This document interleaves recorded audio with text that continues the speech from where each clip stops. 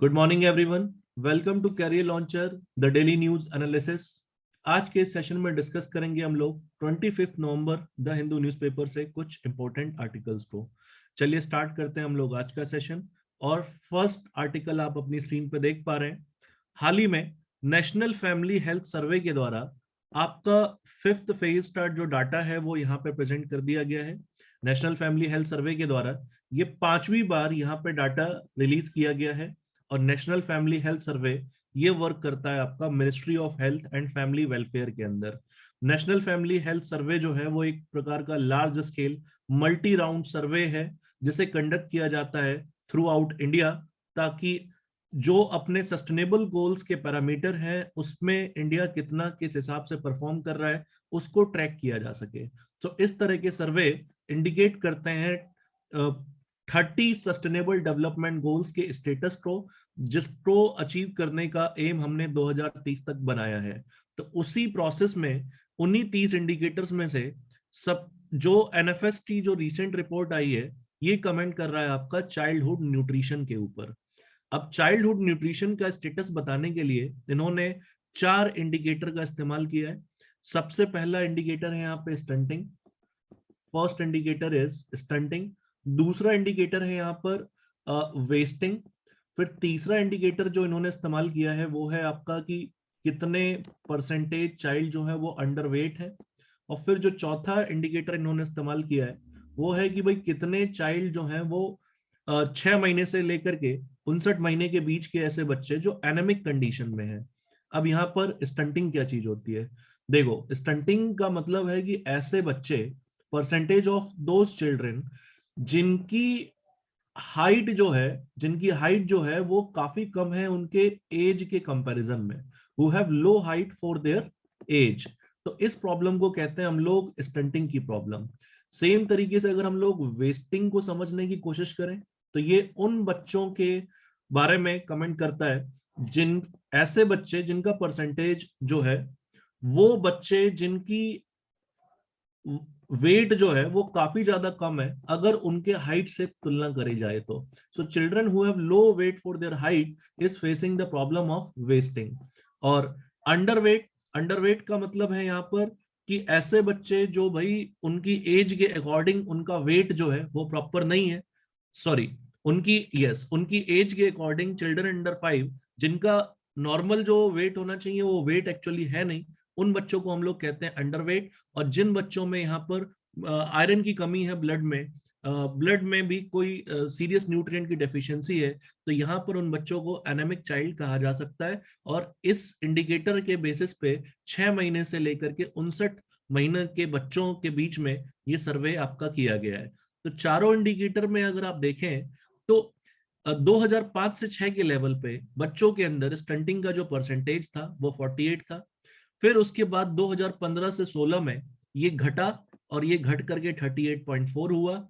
और फिर 2015 से 16 के बाद 2019 से 20 में ये घट करके 35.5 परसेंटेज पे आ चुका है। सो यहाँ पर एक पॉजिटिव न्यूज हमें देखने को मिल रही है। यहाँ पर आपका ये डिक्रीज देखने को मिला है, ऑल्दो ये सिग्निफिकेंट डिक्रीज नहीं है। और अभी भी जो ये परसेंटेज है ये काफी बड़ा परसेंटेज है, बट स्टिल यहाँ पे हमें चीजें घटते हुए देखने को मिल रही है। 2005 से 6 के लेवल पे अगर हम देखें वेस्टिंग की प्रॉब्लम, तो वो 19.8 परसेंटेज बच्चों में देखी जाती थी।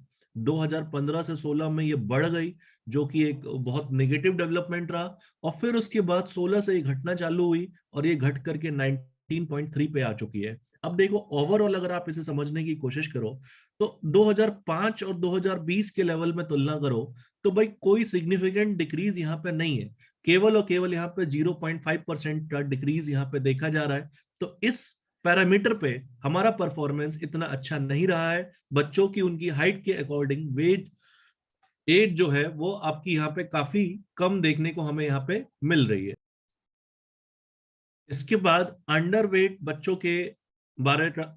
बच्चों का स्टेटस देखें हम लोग तो 2005 में 42.5% बच्चे जो है वो अंडरवेट थे। 15 से 16 में घट करके 35.8 पे पहुंचा और 19 से 20 में घट के ये 32.1 परसेंटेज पे पहुंचा है। तो यहाँ पे हमें डिक्रीज देखने को मिल रहा है। फिर उसके बाद ऐसे बच्चे जो 6 महीने से लेकर के 59 महीने के बच्चे हैं और जो एनेमिक है, उनके ब्लड की कमी है, उनके बॉडी में ब्लड में आयरन के कंटेंट की कमी है, तो एनेमिक है एक तरीके से वो। तो ऐसे बच्चों का जो परसेंटेज है वो 69.4 था 2005 से 6 के लेवल पे, ये घटा 58.6 पे। और यहां पर हमें एक इंटेंस सिचुएशन क्रिएट होते हुए दिख रही है कि 15 से 16 और 19 से 20 के दौरान नेशनल फैमिली हेल्थ सर्वे के अकॉर्डिंग ये परसेंटेज सिग्निफिकेंटली बढ़ गया है। 9% ये सिग्निफिकेंटली बढ़ा है। और ये इस पैरामीटर में इंडिया ने बहुत बुरा परफॉर्म किया है according to national family health survey data. और इस चीज को हमें सीरियसली इंप्रूव करने की जरूरत है। तो इन्हीं 4 पैरामीटर्स को लेकर के नेशनल फैमिली हेल्थ सर्वे ने कमेंट किया है। साथ ही में इन्होंने ये भी बताया है कि रीसेंट टाइम में जो हॉस्पिटल के अंदर होने वाले बर्थ है उसमें बढ़ोतरी देखी गई है। हॉस्पिटल अब घर पर बच्चों का जन्म थोड़ा कम हो रहा है और हॉस्पिटल्स के अंदर बच्चों का बर्थ ज्यादा बढ़ते हुए हमें देखने को मिल रहा है। लेकिन इस सब के बावजूद भी जो चाइल्डहुड न्यूट्रिशन का इश्यू है वहां पर हमें कुछ पैरामीटर में लिमिटेड गेन्स देखने को मिल रहे हैं और कुछ पैरामीटर में तो सिचुएशन हमें इंटेंस होते हुए भी दिख रही है। तो यही टोटल कमेंट किया गया है आपका इस रिपोर्ट में नेशनल फैमिली हेल्थ सर्वे के द्वारा। साथ ही साथ यहाँ पर एक और इश्यू है जिसको लेकर के इस रिपोर्ट ने कमेंट किया है कि total fertility rate has drop to 2.0 indicating just replacement level. यहां पर इस टोटल फर्टिलिटी रेट का क्या मतलब होता है? टोटल फर्टिलिटी रेट का मतलब होता है कि एक वुमेन अपने लाइफ साइकिल में कितने बच्चों को जन्म देती है, उसको कहते हैं हम लोग टोटल फर्टिलिटी रेट। अब इसी टोटल फर्टिलिटी रेट के अकॉर्डिंग ये चीज डिफाइंड होती है कि भाई कंट्री की पॉपुलेशन किस तरीके से ग्रो करेगी। अब अगर एक यहां पर मान लो ये रिप्लेसमेंट लेवल जो लिखा है इंडिकेटिंग जस्ट रिप्लेसमेंट लेवल, इस रिप्लेसमेंट लेवल का मतलब क्या है? तो देखो दुनिया भर में एक स्टैंडर्ड लेवल यहां पर निकाला गया है और सब इसको एक्सेप्ट भी करते हैं कि अगर फर्टिलिटी रेट 2.1 के आसपास रही, अगर एक वुमेन की लाइफ साइकिल में एक कंट्री के अंदर फर्टिलिटी रेट 2.1 के आसपास रही तो उस कंट्री की पॉपुलेशन कांस्टेंट तरीके से मेंटेन रहेगी, पॉपुलेशन में इंक्रीज सिग्निफिकेंटली हमें देखने को नहीं मिलेगा। तो हमारी कंट्री का भी एम था कि हम इस रिप्लेसमेंट लेवल को अचीव करें, हमारा टोटल फर्टिलिटी लेवल 2.1 या उससे भी कम आए ताकि हमारी बढ़ती हुई जनसंख्या पे नियंत्रण लग सके। तो भाई खबर ये आ रही है कि हमारा टोटल फर्टिलिटी रेट टीएफआर जो है हमारा ये 2.1 से भी नीचे आ गया है और ये पहुंच गया है 2.0 के लेवल पे। इसका मतलब क्या है? इसका मतलब माइन्यूट सा ही सही लेकिन हमारी कंट्री की पॉपुलेशन घटना चालू हो गई है। और ये हिस्ट्री में पहली बार हुआ है कि इंडिया की जो टोटल फर्टिलिटी रेट है वो रिप्लेसमेंट लेवल से भी नीचे आ गई हो। और this is a very good news कि हमारी कंट्री में जो पॉपुलेशन है वो एक नेचुरल तरीके से घटता जा रहा है और इसमें लोगों का एफर्ट जो है वो हमें देखने को मिल रहा है। लोग कॉन्ट्रासेप्टिव मेजर्स का फ्रीक्वेंटली इस्तेमाल कर रहे हैं यहाँ पर। साथ ही साथ फैमिली प्लानिंग भी बेटर अवेयरनेस के साथ यहाँ पे की जा रही है। और जो स्लोली एंड स्टेडली एजुकेशन की वजह से ये एटीट्यूड में चेंज आया है कि शादियां जो है वो लेट एज पे होते हुए हमें देखने को मिल रही है, उसकी वजह से भी एक वुमेन के लाइफ साइकिल में जो बर्थ है, वो जो बर्थ रेट है या टोटल फर्टिलिटी रेट है वो घटा है आपका।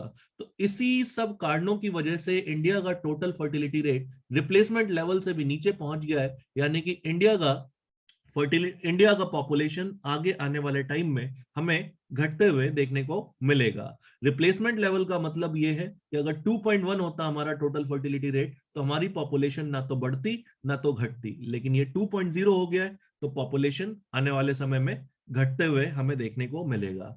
तो ये था एक इंपॉर्टेंट आर्टिकल, सबसे पहला इंपॉर्टेंट आर्टिकल। चलते हैं हम लोग अपने आज के सेकंड आर्टिकल के ऊपर। सेकेंड आर्टिकल हमारा कहता है कि चाइनीज फर्म्स आई अफगानिस्तान लिथियम। देखो अफगानिस्तान में जो भी सिचुएशन यहाँ पे चेंज हुआ है उसमें अफगानिस्तान के रिसोर्सेस का इस्तेमाल करने को लेकर के या अफगानिस्तान के रिसोर्सेस का एक्सप्लॉइट करने को लेकर के काफी सारे कंट्री यहाँ पे इंटरेस्टेड है। और इसमें सबसे ज्यादा जो इंटरेस्टेड कंट्री है वो आपका चाइना है। इसी वजह से अफगानिस्तान के रिसोर्सेस को टैप करने के लिए चाइना चाइना और उनके पॉलिटिशियंस जो हैं वो कंटिन्यूसली तालिबान के साथ यहाँ पर मीटिंग कर रहे हैं, और साथ ही साथ तालिबान को हेल्प पहुंचाने के नाम पर यहाँ पर वो कुछ ना कुछ यहाँ पर अपने इंटरेस्ट के लिए भी जो वहाँ के रिसोर्सेज हैं उस रिसोर्सेज को लेकर के इन्होंने अपने नए प्रोजेक्ट्स भी स्टार्ट जो है वो ऑलरेडी कर दिए हैं। तो तालिबान की मर्जी मिलने के बाद चाइनीज कंपनी अफगानिस्तान पहुंच चुकी है, और अफगानिस्तान पहुंचने के बाद उन्होंने इंस्पेक्शन चालू कर दिया है अफगानिस्तान में उन क्षेत्रों में जहां से चाइना को लिथियम मिल सकता है। तो ऐसे में चाइना और तालिबान की नजदीकियों का सबसे बड़ा जो रीजन है वो रीजन है कि चाइना अपना इकोनॉमिक इंटरेस्ट पूरा करना चाहता है, चाइना अफगानिस्तान के इंपोर्टेंट रिसोर्सेस को कैप्चर करना चाहता है या यूटिलाइज करना चाहता है, और उसके बदले तालिबान इसलिए चाइना को ये सब करने दे रहा है क्योंकि कंटिन्यूसली तालिबान को जो हेल्प पहुंचाने का काम है, जैसे कि रिसेंटली में एक ट्रेन पहुंची थी जिनजियांग से अफगानिस्तान, जो 1000 टन ऑफ ह्यूमैनिटेरियन एड जो है वो भेजा गया था चाइना के द्वारा अफगानिस्तान में। तो इस तरह की हेल्प और इस तरह का फाइनेंशियल सपोर्ट चाइना अफगानिस्तान को कंटिन्यूसली प्रोवाइड कर रहा है। सो दैट्स व्हाई अफगानिस्तान उनको अपने रिसोर्सेस को एक्सप्लोर करने का मौका दे रहे हैं यहाँ पर। तो उसी प्रोसेस में काफी सारी चाइना की कंपनी अफगानिस्तान पहुंची हैं और उन्होंने लिथियम का जो एक्सप्लोरेशन है वो लिथियम का एक्सप्लोरेशन यहाँ पर चालू कर दिया है यहाँ पर।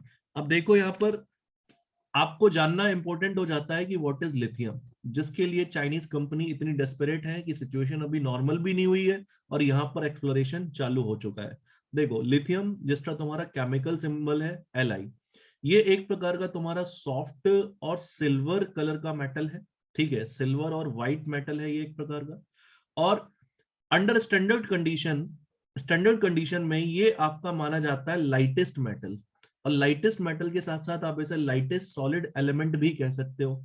ये आपका एक प्रकार से हाईली रिएक्टिव मेटल है, राइट, और हाईली रिएक्टिव होने के साथ साथ ये फ्लेमेबल भी है, और इस वजह से इसको स्टोर किया जाता है मिनरल ऑयल के अंदर। ये एक प्रकार का एल्कली मेटल है and it is also a type of a rare metal, ठीक है। और ये जो मेटल है, ये metal, these metals are very strategic in nature, क्योंकि इनका जो एप्लीकेशन है वो एप्लीकेशन न्यूक्लियर और हाई टेक इंडस्ट्री जैसे कि electronics, telecommunication, information technology, space, defence, इन सब में इसका इस्तेमाल हाईली तरीके से किया जा सकता है। सो दैट्स वाई जो रेयर मेटल है और जो एल्कली मेटल है वो बहुत इंपॉर्टेंट मेटल्स माने जाते हैं। अब लिथियम का स्पेसिफिक यूज किस लिए होता है? लिथियम का स्पेसिफिक यूज होता है आपका जो आपके एयरक्राफ्ट के डिफरेंट पार्ट्स बनते हैं, एयरक्राफ्ट के डिफरेंट पार्ट्स बनाने के प्रोसेस में लिथियम का इस्तेमाल होता है। फिर उसके बाद आर्मर प्लेट्स को डेवलप करने में यहाँ पर लिथियम का इस्तेमाल होता है। फिर उसके बाद इलेक्ट्रोकेमिकल सेल्स डेवलप करने के लिए, इलेक्ट्रोकेमिकल सेल्स जिसका इस्तेमाल किया जाता है इलेक्ट्रिक व्हीकल्स में, वहां पर इलेक्ट्रोकेमिकल सेल्स को डेवलप करने के लिए भी लिथियम का इस्तेमाल किया जाता है। फिर उसके बाद आपके लैपटॉप्स के मैन्युफैक्चरिंग में भी लिथियम एक इंपॉर्टेंट रोल प्ले करता है।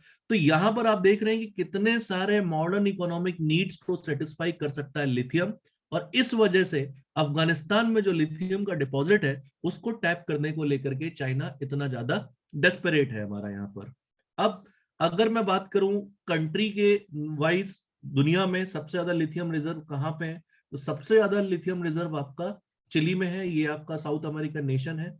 चिली के बाद सेकंड नंबर पे आपका ऑस्ट्रेलिया आता है, थर्ड नंबर पे आपका अर्जेंटीना आता है, और इस तरीके से ये टॉप मोस्ट नेशंस हैं आपके जो लिथियम में काफी रिच माने जाते हैं। इंडिया में जो लिथियम है, इंडिया में लिथियम आपका कर्नाटका के क्षेत्रों में पाया जाता है, और कर्नाटका का स्पेशली जो मांड्या डिस्ट्रिक्ट है वहां पर लिथियम के कुछ डिपॉजिट्स जो हैं वो हमें मिले हैं, राइट। और आंध्र प्रदेश, छत्तीसगढ़, इनको भी, रण ऑफ कच्छ, इनको भी पोटेंशियल साइट्स माना जाता है कि यहाँ पे भी हमें लिथियम मिल सकता है। बट यहाँ पर चाइना अपने लिथियम का एक्सप्लोरेशन करने के बाद अफगानिस्तान में यहाँ पे अब पहुंच चुका है और उनके लिथियम को अब यहाँ पर ये एक्सप्लोर कर रहे हैं। इसके बदले में चाइना के फॉरेन मिनिस्ट्री ये भी कह रहे हैं कि चाइना अर्जेंटली प्रोवाइड करेगा 200 मिलियन युआन यानी कि $30.96 मिलियन, ये खर्च करेगा चाइना ग्रेन्स के ऊपर, विंटर सप्लाईज के ऊपर, वैक्सीन के ऊपर और दवाइयों के ऊपर। और साथ ही साथ अफगानिस्तान में 3 मिलियन वैक्सीन भी भेजेगा, ग्रेन्स, विंटर सप्लाई और मेडिसिन के साथ साथ। तो इस तरीके से चाइना एक डिप्लोमेसी का इस्तेमाल कर रहा है। वो कह रहा है कि अफगानिस्तान को स्टेबल बनाने में हेल्प कर रहा है इस तरीके से, और लेकिन इस हेल्प के बदले उसने यहाँ पर लिथियम की एक्सप्लोरेशन और अदर रिसोर्सेस की एक्सप्लोरेशन को लेकर के भी निगोशिएशन यहाँ पर अपनी चालू कर दी है। तो ये था हमारा आज का सेकंड आर्टिकल। चलते हैं हम लोग नेक्स्ट आर्टिकल की तरफ। नेक्स्ट आर्टिकल हमारा यहाँ पे, US president invites Taiwan to online meet on democracy. अब ये एक बहुत इंपॉर्टेंट न्यूज आ रही है। चाइना और यूएसए के रिलेशनशिप में अभी जो मीटिंग हुई थी बाइडेन और जी जिनपिंग का, बीच में जो समिट हुआ था, उस समिट में सिचुएशन को इन्होंने, जितने भी कॉन्फ्लिक्ट है उसको रिजोल्व करने की कोशिश की होगी। लेकिन यहाँ पर अब जो ये डेवलपमेंट होते हुए दिख रही है हमें, ये इससे हम समझ सकते हैं कि जो बाइडेन और जी की समिट है उसमें कुछ ज्यादा यहाँ पर कुछ कंक्लूसिव निकला नहीं है। दोनों देशों के रिलेशंस यहाँ पर इस न्यूज के आने के बाद अब यहाँ पर हो सकता है कि थोड़े से और डिटरेट हो जाए। न्यूज क्या है देखो समझो। यूएस के प्रेसिडेंट जॉ बाइडेन ने ताइवान को इनवाइट किया है एक ऐसे समिट में जो आपका वर्चुअल समिट ऑन डेमोक्रेसी कहा जा रहा है। It is a virtual summit on democracy, और इस समिट में आपके 100 से ज्यादा देश हिस्सा लेंगे जो डेमोक्रेटिक प्रक्रिया से जुड़े हुए हैं। अब ये एक ऐसा मूव है जिस मूव ने चाइना को बहुत ज्यादा परेशान कर दिया है, क्योंकि चाइना का स्टैंड क्या है ताइवान को लेकर के। चाइना ताइवान को अपना इंटीग्रल पार्ट मानता है। चाइना कहता है कि भाई ताइवान कोई सेपरेट नेशन नहीं है, China is Taiwan is integral part of China. और चाइना टाइम टाइम से ये भी धमकी देता रहता है कि 2025 तक ताइवान को अपने अंदर मिला लेगा चाइना। इसको लेकर के चाइना टाइम टाइम से कुछ ऐसे एक्सरसाइज या कुछ ऐसे आर्म मूवमेंट्स, एयरफोर्स की मूवमेंट जो करता रहता है, जिससे वो ताइवान को एक तरीके से थ्रेट देता रहता है कि हम आपका एनेक्सेशन कभी भी कर सकते हैं और आप कुछ नहीं कर सकते। जैसे एक महीने पहले ही काफी सारे जहाज, आई थिंक 52 के आसपास फाइटर जेट्स ताइवान के ऊपर से उड़े थे और वापस आ गए थे। तो यहाँ पर ताइवान को एक तरीके से थ्रेट देने की कोशिश थी चाइना की तरफ से कि हम आपका एनेक्सेशन कभी भी कर सकते हैं और हम डेफिनेटली करेंगे, क्योंकि जी जिनपिंग का ये विजन है वन चाइना पॉलिसी के अंदर, जहां पे वो ताइवान को इंटीग्रल पार्ट बनाना चाहते हैं चाइना का। अब इसी चीज को ताइवान रजिस्ट करता है। ताइवान चाइना का पार्ट नहीं बनना चाहता है, और ताइवान अपने आप को एक इंडिपेंडेंट नेशन का स्टेटस देने के लिए कंटिन्यूसली सपोर्ट सीख करता रहता है ग्लोबल प्लेटफॉर्म, ग्लोबल कंट्रीज से। ऑस्ट्रेलिया से वो जब भी वॉर लाइक सिचुएशन होती है यहाँ पर, तो वहां पर वो मदद मांगता है, यूएसए से मदद मांगता है, भारत से वो रिक्वेस्ट करता है। और इस तरीके से ताइवान अपनी डिप्लोमेसी से कंटिन्यूसली कोशिश कर रहा है कि उसको एक इंडिपेंडेंट नेशन का स्टेटस मिल जाए। अभी हाल फिलहाल यूनाइटेड स्टेट का भी स्टैंड देखोगे तो यूनाइटेड स्टेट ताइवान को जो है अभी वो सेपरेट कंट्री नहीं मानता है। ताइवान को यूएसए ने अभी इंडिपेंडेंट नेशन या सेपरेट नेशन का दर्जा नहीं दे रखा। यूएसए की भी ये पॉलिसी है कि वो ताइवान को चाइना का ही पार्ट मानता है। लेकिन एशिया में यूएसए ताइवान को एक अपना स्ट्रॉन्ग एलाई कंसीडर करता है। साथ ही साथ वो इस बात को अपोज करता है कि ताइवान का इंटीग्रेशन चाइना के साथ चाइना फोर्सफुली नहीं कर सकता है। किसी भी तरीके से अगर चाइना ने फोर्सफुली ताइवान को कैप्चर करने की कोशिश की तो उससे यहाँ पर एक तरीके से स्ट्रॉन्ग रेजिस्टेंस देखने को मिलेगा यूनाइटेड स्टेट्स ऑफ अमेरिका की तरफ से। Taiwan United states of America के लिए इसलिए भी इंपॉर्टेंट है बिकॉज ताइवान एक स्ट्रेटेजिक लोकेशन है जहां से यूएसए उस स्ट्रेटेजिक लोकेशन का इस्तेमाल करके चाइना को बेटर तरीके से काउंटर कर सकता है। सो दैट्स व्हाई यूएसए जो है वो ताइवान को इजिली इंटीग्रेट नहीं होने देगा, और हो सकता है कि इन फ्यूचर वो अपना स्टैंड भी बदले ताइवान को लेकर के। तो ताइवान को किसी भी समिट में इनवाइट कर लेना, और स्पेशली इतने बड़े समिट में इनवाइट करना जहां पे 100 से अधिक डेमोक्रेटिक कंट्री है, वो एक सिंबॉलिक गेस्चर दिखलाता है यूएसए की तरफ कि किस तरीके से स्लोली एंड स्टेडली ताइवान को यूएसए प्लेटफॉर्म्स प्रोवाइड करना चाहता है, इस तरीके के बड़े प्लेटफॉर्म्स प्रोवाइड करना चाहता है जहां पे वो बड़े बड़े नेशंस का सपोर्ट सीख कर सके। और किस तरीके से उसने डेमोक्रेसी को सस्टेन रखा है अपनी कंट्री के अंदर, बेहतर तरीके से डेमोक्रेटिक स्ट्रक्चर चलाया है, किस तरीके से चलाया है, उसको लेकर के अपना एक्सपीरियंस शेयर कर सके। तो यूएसए डेमोक्रेटिक कंट्री को फुली बैक करता है, सपोर्ट करता है यहाँ पर, और उसी में ताइवान को इनवाइट करना एक इंपॉर्टेंट स्ट्रेटेजिक मूव है यूनाइटेड स्टेट्स ऑफ अमेरिका के द्वारा।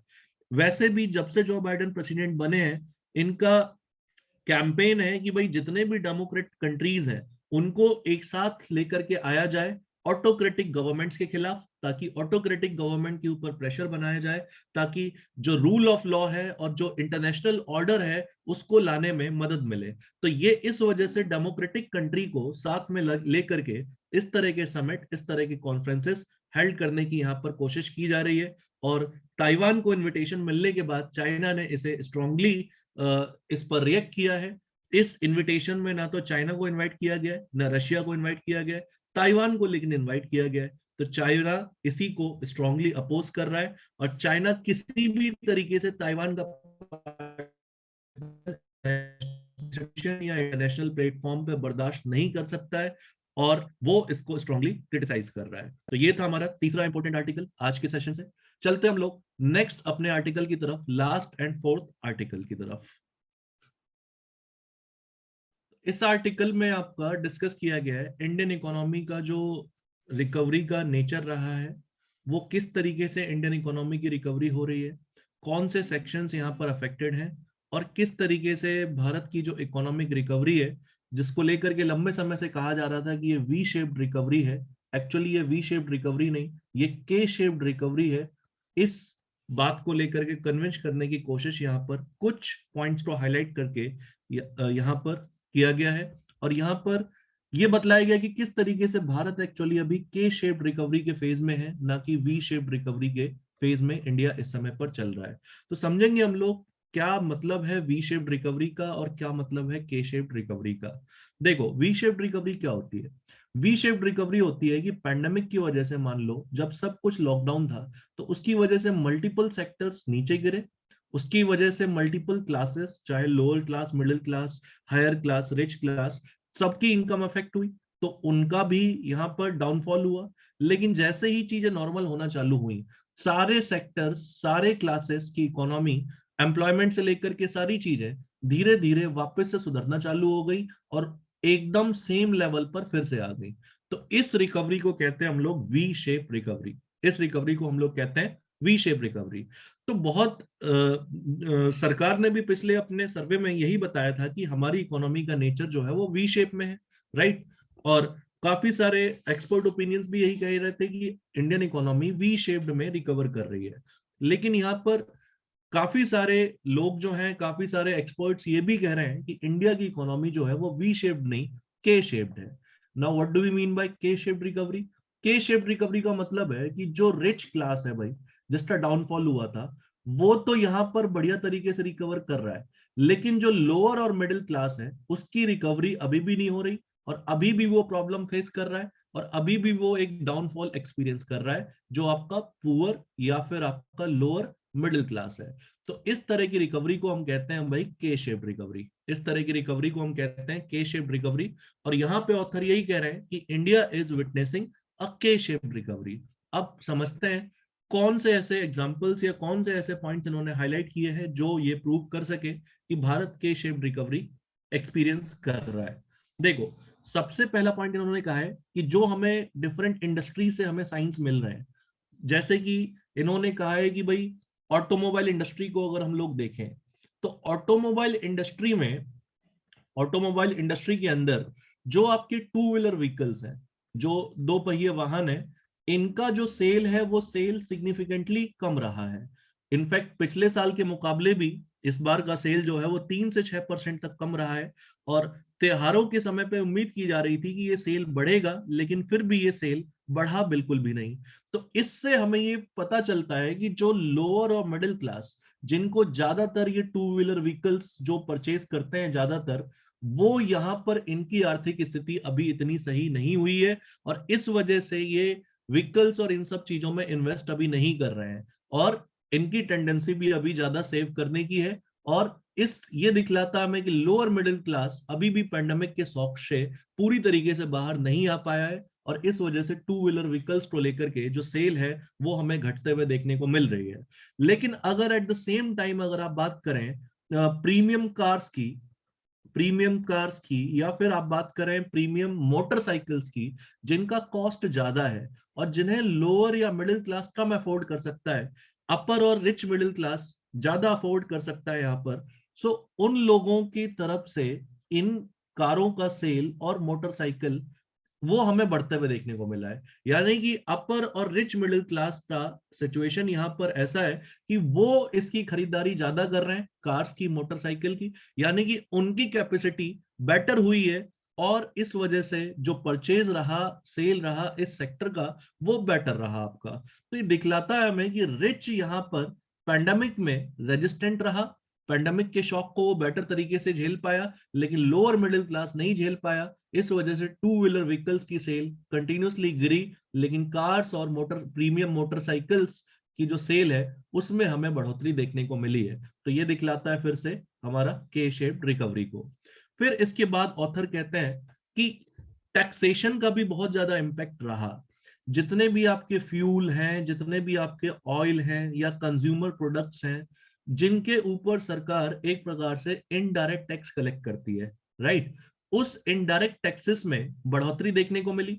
और इन इनडायरेक्ट टैक्सेस का सबसे ज्यादा बर्डन कौन फेस करेगा? तो जो कंज्यूमर क्लास है, जो कि लो मिडिल क्लास या पुअर क्लास है, उनके ऊपर इस इनडायरेक्ट टैक्सेस का बहुत ज्यादा बर्डन आया। लेकिन at the same time government ने यहाँ पर जो कॉर्पोरेट टैक्सेस हैं, उन कॉर्पोरेट टैक्सेस में यहाँ पर कमी करी, और इन कॉर्पोरेट टैक्सेस की कम होने के कारण जो इसका फायदा मिला वो रिच क्लास को मिला, और रिच क्लास का जो बर्डन है यहाँ पर वो बर्डन कम हुआ, और यहाँ पे बर्डन इनडायरेक्ट टैक्सेस की वजह से बढ़ गया, जिसकी वजह से यहाँ पे हालत और खराब हुई ऑथर के हिसाब से। तो यहाँ पर भी जो इस स्टेप की वजह से जो गरीब है उसकी स्थिति थोड़ी सी बिगड़ी, लेकिन जो अमीर है वो ऐसे स्टेप्स की वजह से इंप्रूव हुई उसकी सिचुएशन, और इस वजह से ये रिकवरी आपकी के शेप्ड रिकवरी रही। फिर उसके बाद ऑथर कहते हैं कि जो नरेगा, महात्मा गांधी नेशनल रूरल एम्प्लॉयमेंट ग्रामीण जो आपका एक्ट है आपका, ये आपका रोजगार प्रोवाइड करता है, employment guarantee act, Mahatma Gandhi National Rural Employment guarantee Act जो है ये आपका, ये हर साल ये लगभग 50 लाख से ऊपर लोगों को, मतलब जॉब दे, करोड़ों लोगों को आपका ये जॉब देता है एक साल के अंदर। लेकिन अक्टूबर महीने के अंदर अंदर हमने देखा कि इस नरेगा में 50 लाख लोगों की नौकरी चली गई, 50 lakh people lost their jobs. और ये डाटा है centre for monitoring Indian economy के हिसाब से, CMIE के हिसाब से, कि अक्टूबर महीने में 50 लाख लोगों की नरेगा सेक्टर में मिलने वाली नौकरी चली गई।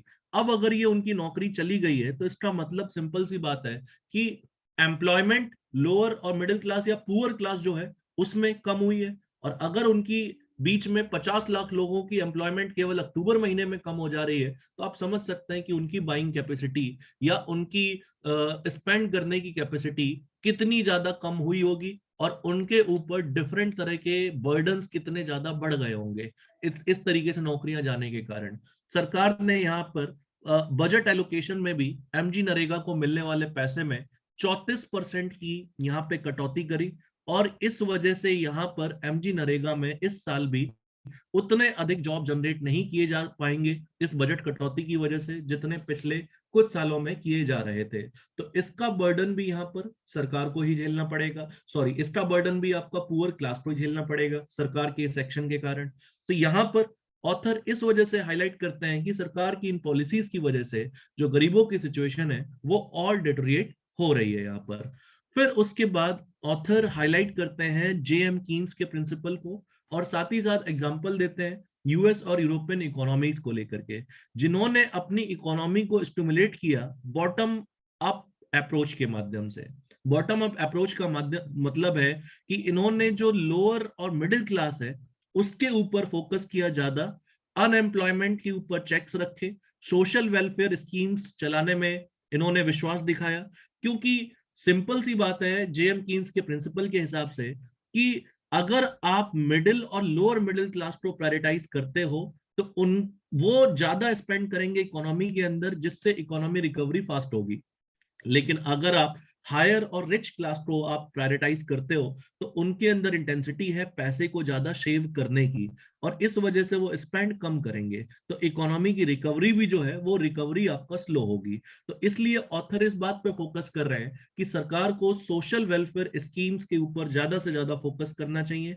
लोअर और मिडिल क्लास जो इन्फ्लेशन की मार यहाँ पे झेल रहा है, उसको सॉर्ट आउट करना चाहिए, ताकि इनकी स्थिति मजबूत हो, क्योंकि इनकी स्थिति मजबूत होगी तभी इकोनॉमिक रिकवरी जो है वो फास्ट पेस पे हो पाएगा। इसके लिए अगर सरकार को इनडायरेक्ट टैक्सेस घटाना पड़े ताकि financial pressure lower income house holds पे घटे, तो वो सरकार को घटाना चाहिए ताकि बर्डन कम हो और इनकी इंप्रूवमेंट फास्ट रेट से हो पाए। तो इन्हीं सब पॉइंट्स को हाईलाइट करते हुए ऑथर यहाँ पर कह रहे हैं कि इंडिया इज विटनेसिंग अ के शेप रिकवरी। तो दोस्तों ये थे आज के आपके important articles the Hindu newspaper से। अगर आपको ये सेशन पसंद आ रहा है, ये सेशन समझ में आ रहा है, तो आप इसे लाइक कर सकते हैं, शेयर कर सकते हैं, सब्सक्राइब कर सकते हैं और अपने फ्रेंड्स के साथ भी इसे शेयर कर सकते हैं। So that's all from my side everyone. Have a good day to all of you. Thank you very much.